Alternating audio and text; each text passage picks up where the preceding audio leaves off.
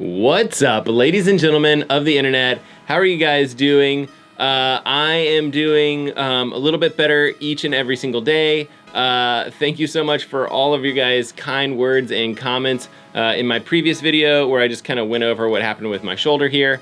But in today's video, what I wanted to do was briefly go over, my pick for the winner of the Tour de France. Now we're at 1 week left in the Tour. Today, Monday, is a rest day, and I thought it would be the perfect time for me to come put together a quick video, let you guys know who I think is gonna win the Tour, but more importantly, ask you guys who you think is gonna win the Tour this year.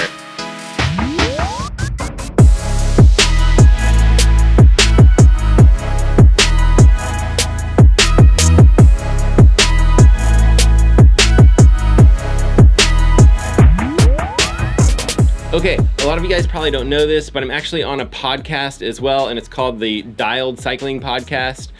We mostly talk about cycling, but in 2 podcasts ago, we each went through and kind of went and picked our top favorite pick, as well as our dark horse favorite. And so now that we're about 2 weeks into the Tour, what I'd like to do is stick with my pick. I'll stick with my pick just because, it's more fun to stick with your pick. Give you guys that slight advantage, that 2-week advantage. If you guys are watching the Tour as closely as I am, you've probably seen some riders that are looking pretty strong. And what I'd like you to do is take a minute and comment down below in the YouTube comment section and just give your #1 pick for the Tour, who you think is going to be the overall winner, and potentially a little bit of why you think that they're going to win. And if you have a fantastic pick, or your pick does better than mine, I'd love to send you guys a couple of stickers in the mail. And I also have these new coasters, which I think are pretty cool. And they just say swim, bike, run, rinse, repeat. Similar to some of the stickers that I've had in the past. I also have kind of a clear white sticker, which I like a lot. It's perfect for a dark bike or a water bottle.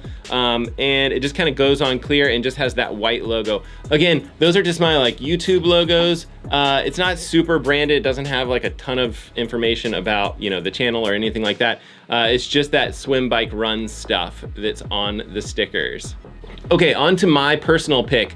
I think Egan Bernal is actually gonna win the Tour, or at least that's who I picked a couple weeks ago, and I think I'll stick with it. He hasn't had one of those breakaway stages yet, but he's doing well, and he's looking pretty solid right now. He's pretty young, so I'm a little bit concerned about his 3rd week in the Tour. He's only 22 years old, which should make him a little bit of a favorite as well for the young rider competition.